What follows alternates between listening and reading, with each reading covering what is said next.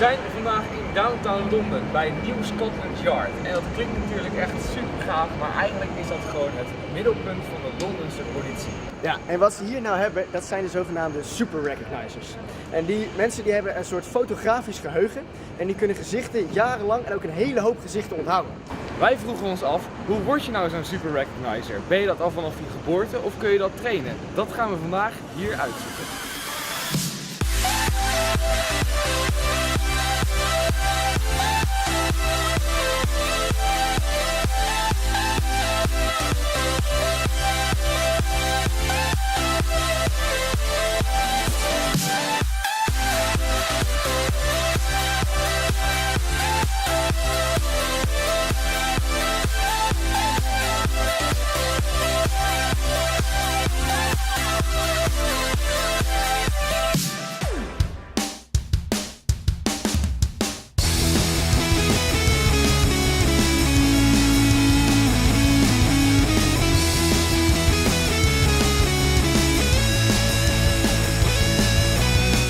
Okay, first of all, what are the super recognizers and what do they do?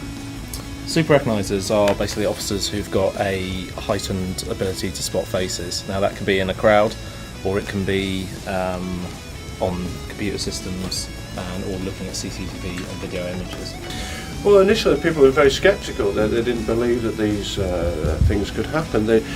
People tend to think, everybody can do this skill. But then they started to realise that we had some real results, capturing some really serious criminals. And I think the success factor really behind it is really sort of just the positive atmosphere. How successful is this unit? Considering it's been running since May the 11th, so it was about 7 months now. Phenomenally successful, and I don't say that with any arrogance or any rubbish. We have made 794 identifications. So that's 794 crimes that had been closed down and were unsolved until we said, this is that person. Could you explain the whole process? So, from the moment a picture gets in of a robbery or some other kind of incident or crime, what happens next? So in what we have specialist units who gather images. So a crime occurs, a robbery, a theft, a rape, a murder, whatever the crime. They then make a JPEG image, the best image of the suspect, and that's placed on a database. So then that's also viewed by the super recognizer. The super recognizers can go onto the film database and say, I know this guy, or they may say, I don't know this guy, but that's the same guy 50 times. And then you can identify them, and it's all tracked through. Okay, so this case here, for me, it's a fascinating case because it combines the detective ability in this unit as well as that ability to spot someone who was never identified in the street.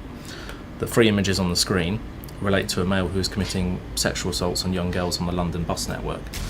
Now, when we first started in May, we were kind of challenged because the Road Transport Policing Command who investigate those crimes came to us and said, look, we've got this guy. It's a year-long linked series and it's unsolved. We've got 3 good images, but we don't know who he is. What they had done is they managed to find his Oyster card, which is a card you use to tap on buses and on tubes in London. Now, it wasn't registered, so obviously it didn't give you his name or address or anything that easy. But what it could do is we went through an analyst, and it gives you a travel pattern.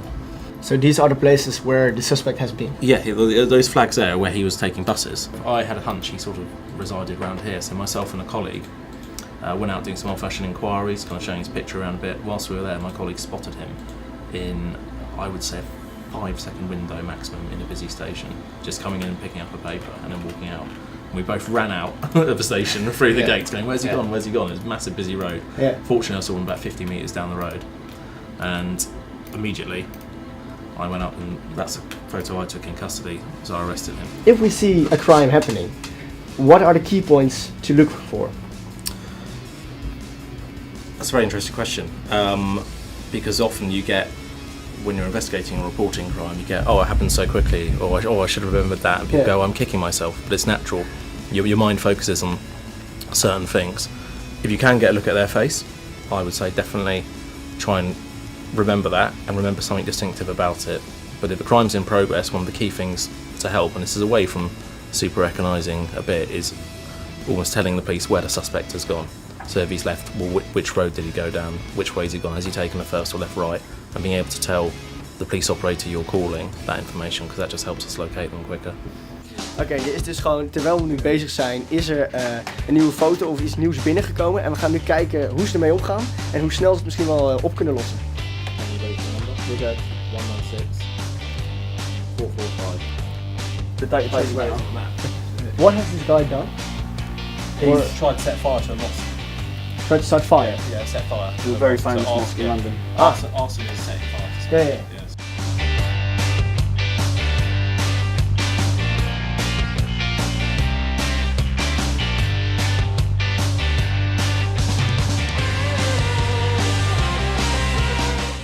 Ja, ik vind het serieus wel spannend. Het is gek om te zien dat gewoon nu misschien iemand op dit moment gewoon gevonden wordt. Iemand die zo'n brand heeft geprobeerd te stichten.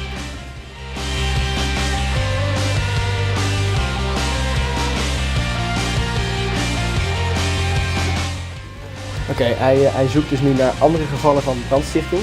Dus andere plek waar het gebeurt is, want dat zou misschien dezelfde persoon kunnen zijn.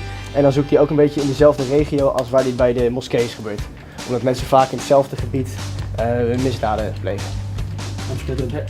Ja, een van de anderen die heeft nu mogelijk een foto gevonden die ook dezelfde persoon zou kunnen zijn. Dus we gaan het zien.